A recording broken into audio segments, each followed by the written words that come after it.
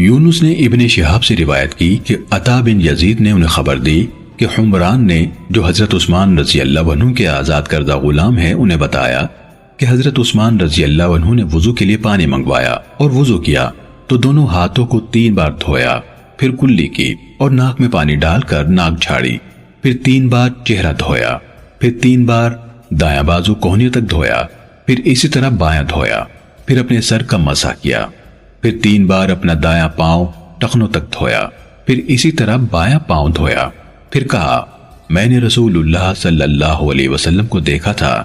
کہ آپ نے اسی طرح وضو کیا جس طرح میں نے اب کیا ہے۔ پھر رسول اللہ صلی اللہ علیہ وسلم نے فرمایا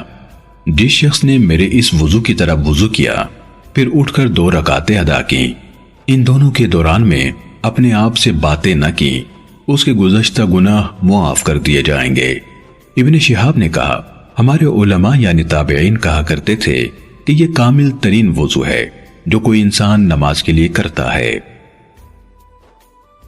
صحیح مسلم حدیث نمبر 538۔